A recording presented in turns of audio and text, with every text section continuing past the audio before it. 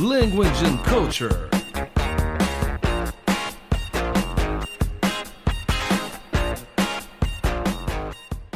Salve, amantes da língua inglesa, aqui é Carlos Augusto Monteiro, esse é mais um episódio do Language and Culture, seu podcast de cultura inglesa, voltando agora à segunda temporada, cheio de ideias e programas interessantes, mais uma vez com Isabel Trindade aqui junto comigo. Obrigada.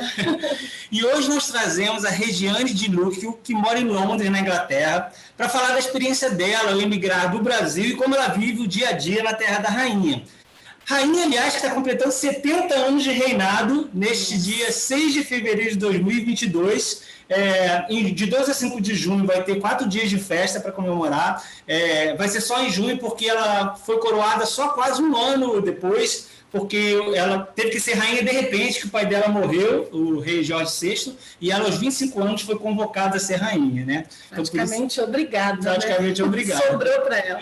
E aí, então, a gente vai falar um pouco sobre toda essa festa que vai acontecer e, principalmente, tendo a Regiane aqui com a gente para falar da experiência dela de morar na Inglaterra. Regiane, seja muito bem-vinda. Muito obrigada, Carlos e Bel. É um prazer estar aqui com vocês participando do podcast, que é um podcast, inclusive, que eu curto muito. E vamos lá, estou pronta para compartilhar com vocês toda a minha experiência. Legal, que bom. Eu sempre gosto de começar falando da relação da pessoa, do convidado, com a língua inglesa, né? Então, eu queria que você contasse um pouquinho como é que você começou a aprender, como é que foi aqui no Brasil e, enfim, depois como é que você praticou bastante a ponto de morar na Inglaterra. Tá, tem uma história bem engraçada, na verdade. Eu sou fã de Bon Jovi, bom, né? Uma coisa que nos uniu, inclusive. E eu queria saber o que Bon Jovi falava nas letras, desde muito pequena. Eu tinha 12 anos quando eu comecei a gostar de Bon Jovi. E não tinha tido muita experiência com inglês, eu já gostava muito. Minha mãe sempre dizia que com 5 anos eu cantava. Inclusive aquela música The Greatest Love of All, da Whitney Houston, fazia super sucesso numa das novelas na época. E eu cantava aquela música, não sabia nenhuma palavra, mas estava lá cantando.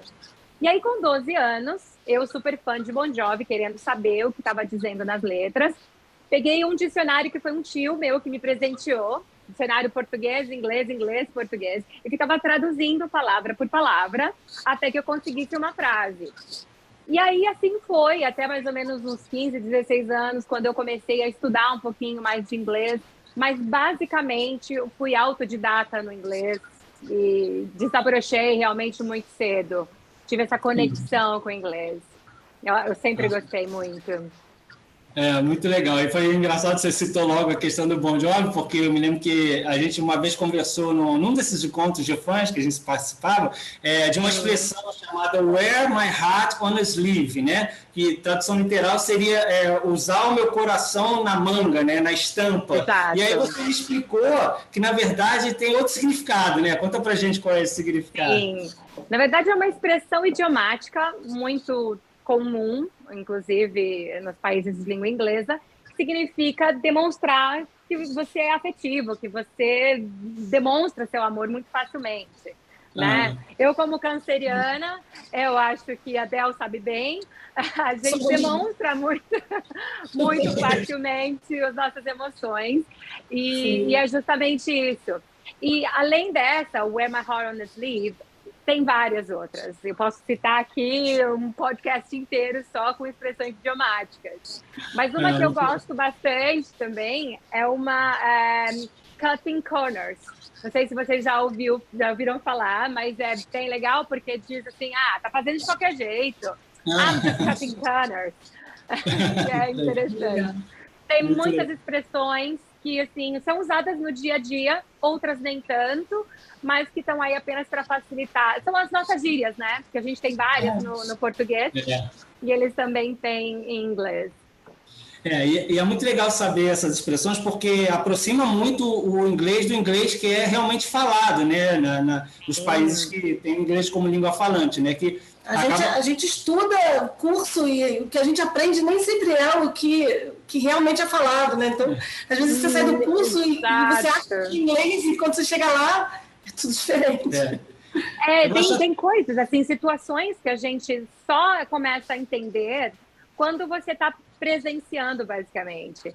E é engraçado você falar sobre isso, Bel, porque quando eu comecei a trabalhar aqui no meu dia a dia, eu ouvia muito assim, porque eu comecei aqui como bar staff, né, atendente no bar, num pub, e eu ouvia muito assim dos meus colegas no trabalho, oh, we ran out, I'm afraid. E eu ficava, putz, I'm afraid? Por que ele tá com medo de ter acabado alguma coisa? Pô, não faz sentido, né? E aí eu perguntei, pô, mas por que você fala I'm afraid? Aí ele falou, porque eu não quero usar unfortunately. Porque eu não preciso me desculpar desse jeito, eu não tô sentindo muito, sabe? Eu só estou falando para ele, que pena a gente não tem. É basicamente isso. Então, são coisas do dia a dia, do inglês falado, que se você só estuda numa escola, não tiver a vivência, possivelmente você não pega, né? Ou se tem aquele lance de você ver muito filme dublado, são coisas que você não vai pegar, porque eles vão colocar a tradução, a dublagem, para você pegar no seu dia a dia do português, né? Porque a função da dublagem acaba sendo o oposto, né? É justamente aproximar da língua que é falada em português. Exatamente isso. Legal. E aproveitando que a gente está nesse ponto, e aí eu queria entender assim, um pouco da relação do inglês aí, quando você foi para aí, como é que foi? Assim, você tem uma formação de inglês, você é mais autodidata, então quando você chegou aí, como é que foi? Foi difícil, não foi? Então, foi um tanto difícil, sim, eu não posso negar, porque as experiências que eu tinha com o inglês, eu era mais focada no inglês americano, então a gente, assim, por mais que saiba o inglês, que tenha um vocabulário legal, que tenha uma gramática bem formada, você ainda vai ter algumas situações como essa que eu falei do I'm afraid, por não ter alguma coisa, que você não faz relação, né? Então, eu sim senti um pouco de complicações nesse sentido, mas também com o sotaque diferente das pessoas. Aqui na Inglaterra, a gente... Se bem que, assim, no Brasil, eu acostumei o meu ouvido com o inglês americano. Porque nós somos bombardeados no Brasil, né? Com o inglês americano o tempo inteiro. Seja na TV, seja nas rádios. A gente tem essa cultura americana muito popular. A maioria dos cursos tem. Sim, a maioria dos cursos, inclusive, os professores... Eu me lembro uma vez, um professor me corrigiu na sala, porque eu falei little. E ele falou, no, little, it's like much better. Better. Ok. Então, você pega essas coisas, né? E quando eu cheguei aqui, eu tive realmente essa coisa de enfrentar pessoas que nasciam em Londres, mas que era mais fácil o inglês, por ter essa coisa de ser metrópole, de todo mundo vir para cá, ter a influência de outros países. Então, e tem a facilidade também das pessoas entenderem que, poxa, é imigrante, está tentando, tem essa facilidade. Já nos outros lugares, assim, York, Leeds, Manchester, as pessoas vêm para cá e elas têm um sotaque muito diferente. Assim como a gente tem no Brasil também, diferenças de sotaque de região para região, e muitas vezes uma coisa chamada, tem um outro nome totalmente diferente, eles também têm aqui. Então, foi um pouquinho complicado, levou um tempo para eu conseguir me familiarizar com as palavras do jeito que eram pronunciadas, mas posso dizer que agora eu estou querendo pegar esse sotaque britânico. É difícil. Mas estou tentando. E você já está aí há quanto tempo? Conta como é que foi essa questão da adaptação da família, né? Como é que foi a mudança, a adaptação? A gente chegou aqui em agosto de 2018. Já são quase 4 anos. São 3 anos e meio que a gente aqui. Eu lembro. A gente ficou 3 meses na Itália, fizemos a nossa cidadania, viemos para cá em agosto. A gente acelerou todo o processo por conta do Brexit, né? Porque a gente queria fazer realmente essa transição de forma mais tranquila. Não deu muito tempo, mas graças a Deus a gente conseguiu. A gente trouxe as crianças só em novembro para cá, do mesmo ano, de 2018. Meu marido não falava uma palavra de inglês, a não ser the book's on the table, como todo mundo brinca no Brasil, né? Mas eu acho que a gente se atirou de forma muito aberta, sabe? Nós tínhamos um propósito, a gente entendeu qual era o propósito, sabíamos que haveria diversas dificuldades no meio do caminho, especialmente o idioma, que seria uma barreira, especialmente para ele. E para as crianças também, nós estávamos com bastante medo de adaptação e tal. Mas, olha, o meu marido me surpreendeu. Ele, com 1 ano depois que estava morando aqui, super falante, claro, ele tem um vocabulário um pouco menos, sabe, vasto, não tem muita gramática, mas ainda assim ele consegue se comunicar muito bem e fala com todo mundo, não tem medo, o que é mais legal. E já as crianças, elas, quando chegaram aqui, chegaram em novembro, eles já estavam no final do termo, porque aqui bimestre é chamado de termo. Então, eles estavam no final daquele bimestre, as aulas começam sempre em setembro, e tem uma parada em outubro, porque tem o half term, então eles têm uma semana de break, mas eles não começaram direto as aulas. Então, chegaram no final de dezembro, já tinha o break de Natal. Então, eles pararam, começaram em janeiro. E eles se atiraram também. Eu achei que, por ser criança, ficaria daquele jeito, assim, manhoso, mas não. Pelo contrário, se atiraram. A minha menina, ela não tem sotaque nenhum. O meu menino, ele já fala como um americano, porque também teve essa influência dos Estados Unidos muito grande, mas falam muito bem, se comunicam muito bem, sabe? Eles têm quantos Muito anos legal. hoje? Meu menino está com 14, faz 15, já agora em fevereiro. E minha menina fez 12 em novembro.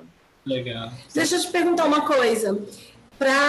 Na escola, eles entraram numa escola comum, normal, pública, Normal. particular? Sim. E tem algum tipo de adaptação para estrangeiro ou entra de cara lavada mesmo? Então, quase isso. Eles tentaram ajudar, sim, mas foi uma escola normal, uma escola regular. Não tem nenhum projeto assim, para estudantes de outros países, não tem. Você entra com a cara lavada, limpa e vai para baixo, praticamente.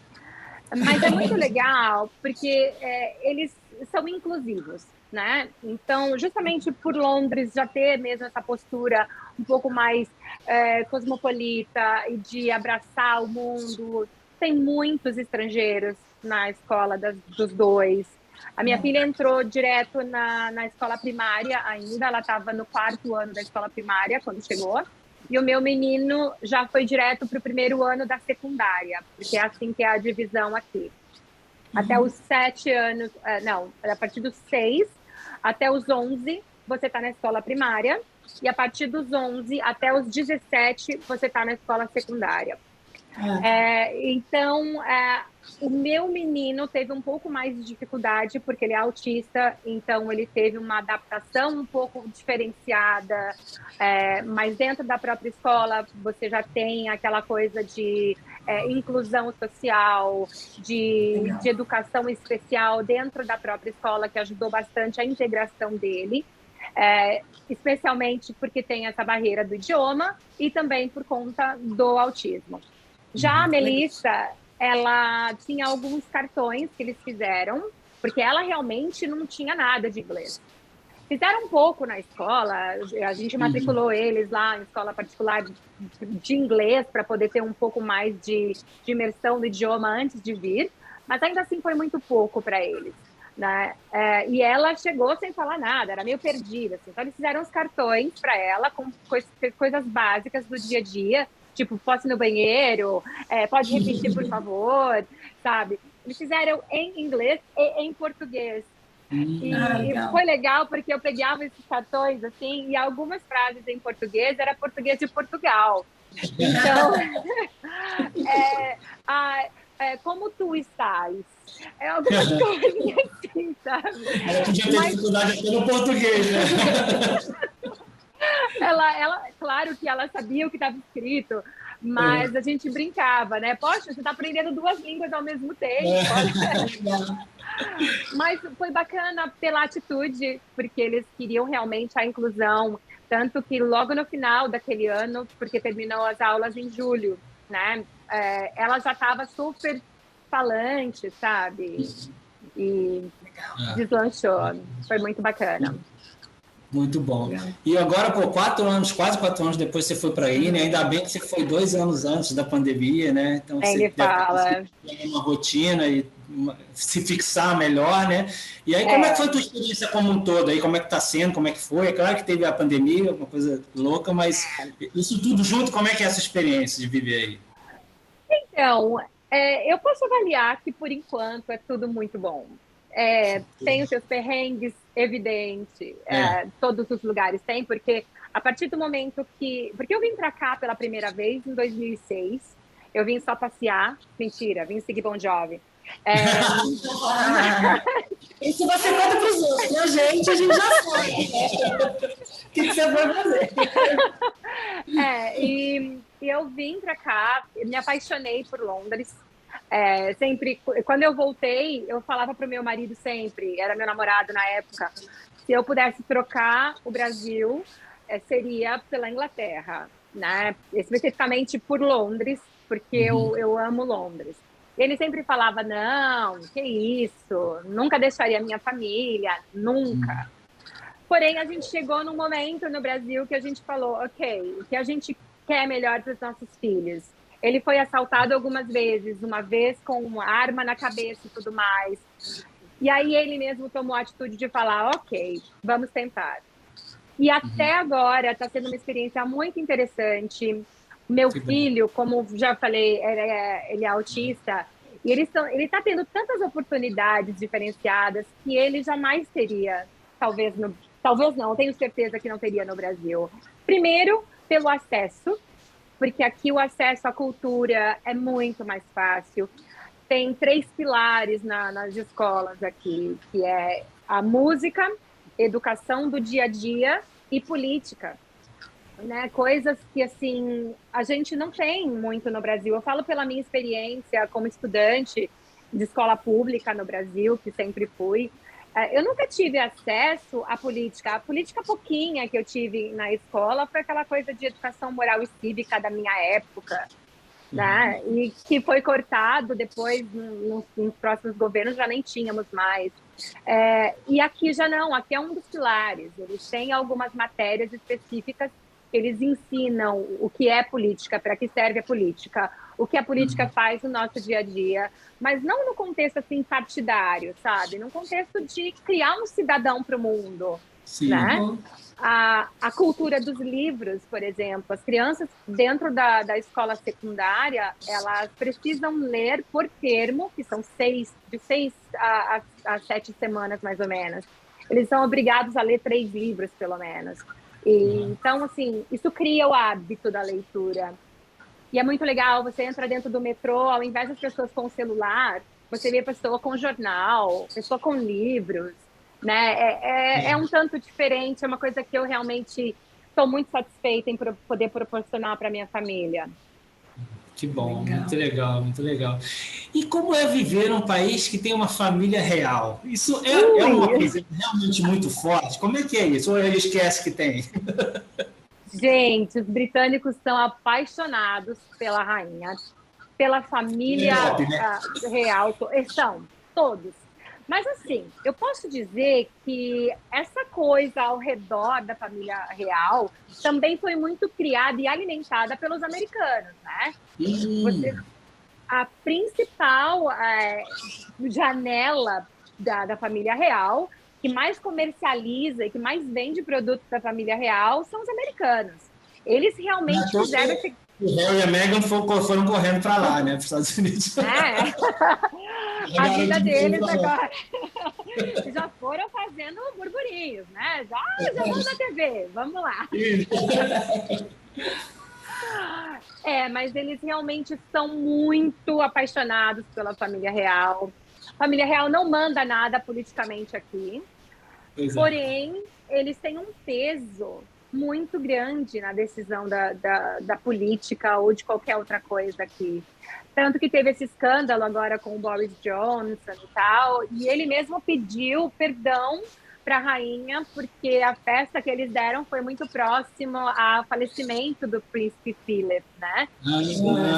Foi feio, né? Foi ridículo, né? Foi muito feio.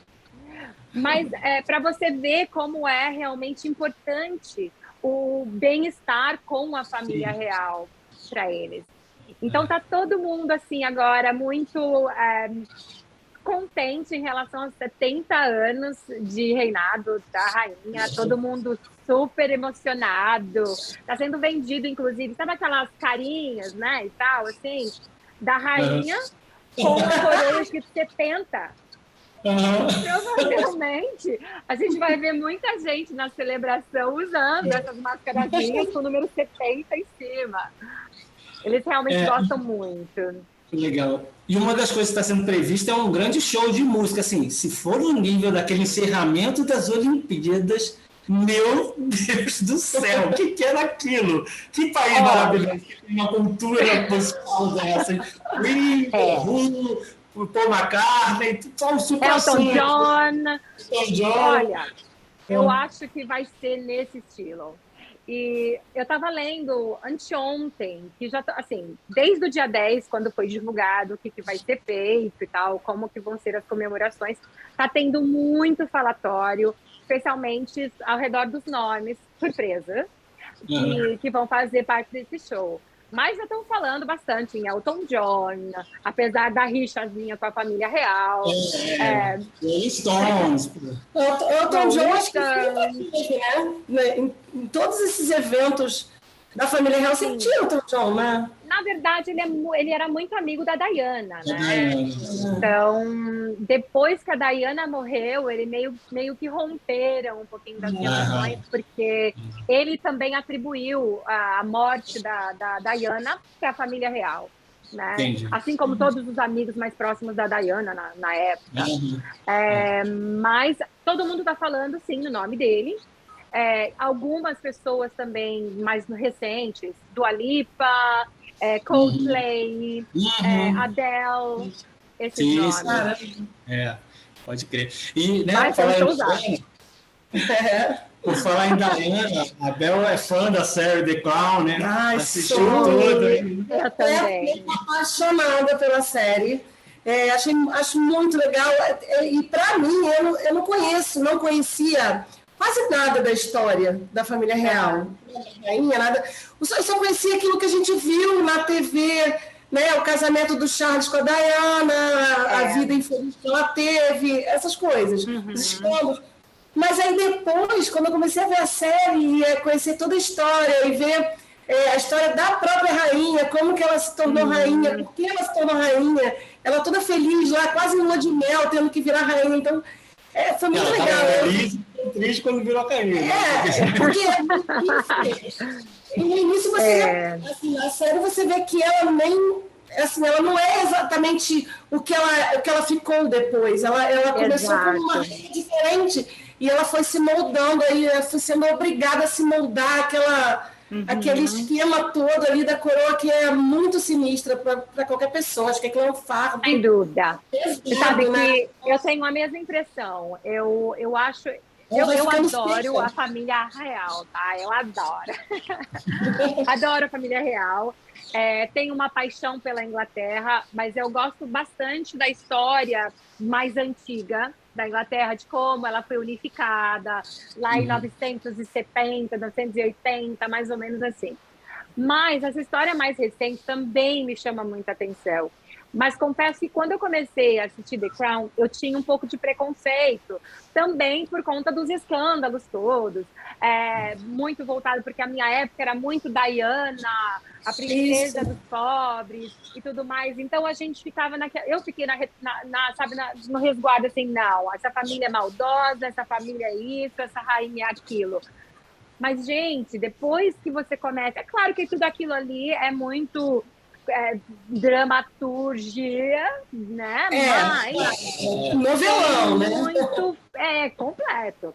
Mas tem muito da verdade também, porque a Elizabeth, ela foi jogada para ser rainha. Primeiro foi o pai dela, então muito pequena ela já teve que lidar com essa necessidade de poder ser rainha um dia. Isso. Então ela estava feliz, linda, maravilhosa, com os filhinhos lá, quase curtindo lua de mel. De repente, ela se viu na necessidade de falar. Perdeu o pai, não podia nem ficar triste, né? E no mesmo momento ser rainha e começar a tomar postura de rainha. E ela foi se adaptando com o tempo. Então, eu acho que, assim, muita da postura que ela... Isso a gente viu muito claro na terceira temporada. Muitas das decisões que foram tomadas em nome dela, não foram ela quem tomou, né?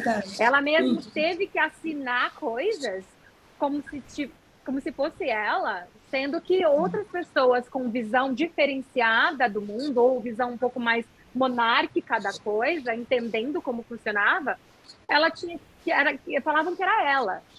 Então eu acho que sim, ela é uma coitada, no sentido assim de ter que assumir uma posição tão difícil de ser rainha de um reinado enorme, do nada, né? Saindo das cinzas, assim.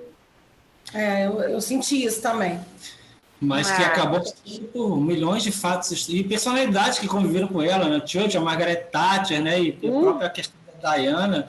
Então, assim, tanta coisa já aconteceu nesses 70 anos, é impressionante, né? E a gente não tem nem noção de outras coisas, né? Ficaram sabendo que tentaram invadir o Windsor agora na véspera de Natal, né? E ela estava lá e queriam matá-la. Então, desde o dia 27 do mês passado, não, desde o dia 27 agora desse mês, não vai ser mais possível nenhum tráfego aéreo na região do Castelo de Windsor, que é onde ela vive. Justamente para não ter outras tentativas de assassinato da rainha, gente. Deixa ela viver, tá com 95, ainda é mais jovem, né? Pelo amor de Deus, agora deixa a véia até o final. Tadinha, quando Deus fez o mundo, já tinha ela lá, então deixa. Regiane, você conseguiu ver muitos shows aí? Você acabou vendo o Rich Sambora há pouco tempo. Pois é. Então, foi por sua causa ainda, hein, Carlinhos? Porque senão não tem sido.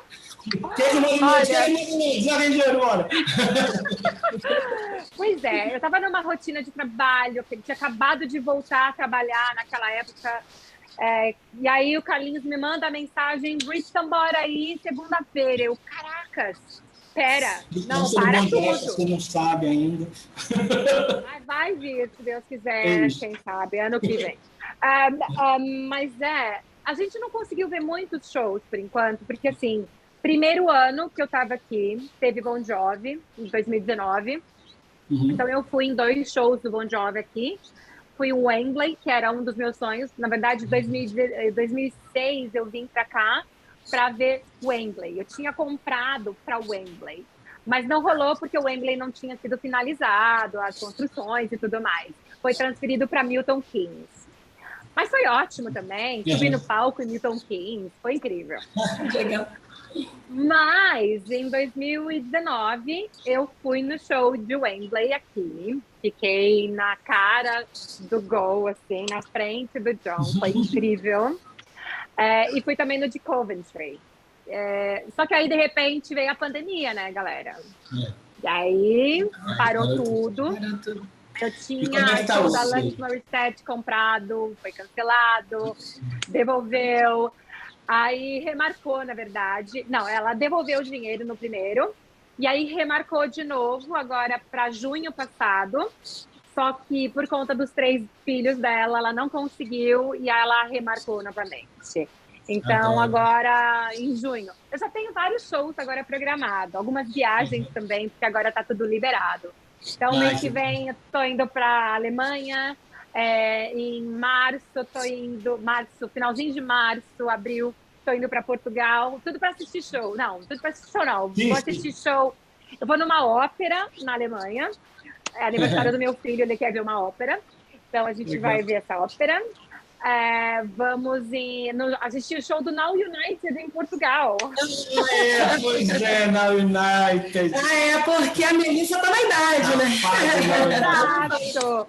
E aí, vocês bem sabem como é, uma vez que tem filho. Vocês são fãs também.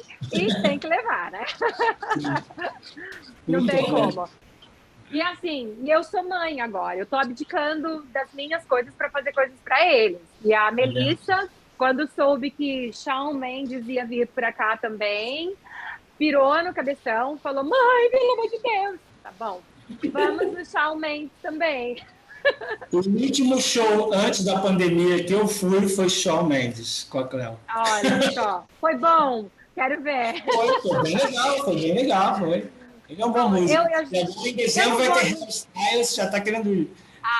Olha, deixa esse Harry Styles começar com frescura aqui também para você ver onde eu vou. Mas você sabe que eu não posso mentir também.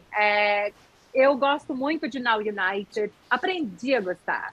Gosto muito de Shawn Mendes, amo Pink. Ou seja, quando esses artistas vierem, para mim não é problema nenhum, não é trabalho nenhum ir no show levar minha filha, sabe? Não é sacrifício nenhum. Legal.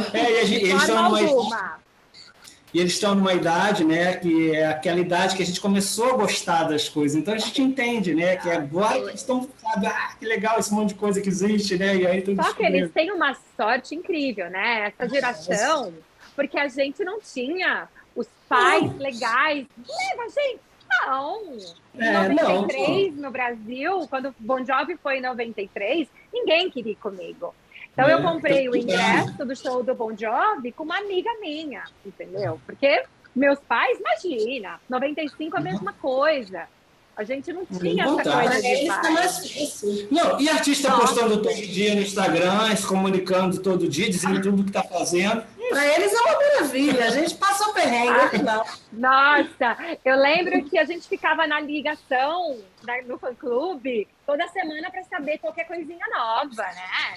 Gastando fortuna de ficha, por causa da ficha lá, eles nem sabiam o que é ficha. Ai, muito bom. É muito legal, muito bom esse papo. Acho que a gente vai precisar marcar uma segunda edição, porque realmente tem muita coisa para falar. Estou disponível quando vocês quiserem. Adorei o papo também. Muito legal. Muito bom. Muito obrigado por ter marcado aí com a gente. A gente conseguiu conciliar os fusos horários aí, né? E a vida de cada um. Foi ótimo. Muito bom ver que você está bem aí. Está sendo uma experiência positiva, que continue assim. E todo mundo que assistiu, espero que tenha gostado desse papo, né? Então, a gente vai trazer muita coisa ainda esse ano. A gente voltou agora à segunda temporada do podcast, né? Estamos voltando no mesmo ano que a gente começou, no mesmo mês que a gente começou, que foi em fevereiro de 2020. Ai, que legal! Então, a gente agora está retomando e muito legal que pôde começar com você. Então, assim, se quiser falar alguma coisa, mais um recado, alguma coisa, fica à vontade. Gente, obrigada pelo convite, me senti mesmo lisonjeada. Adoro vocês dois, sigo os dois também, assim, todos os dias. E a Isabel sabe, a gente conversa de vez em quando ali. E estou muito feliz, desejo toda a sorte, um 2022 incrível para vocês. E muito sucesso agora com a nova programação de vocês. Tá obrigada, Rê. Muito obrigado. A você também. Fique bem, um beijo para todo mundo aí. See you later. Gente. See you later. Bye.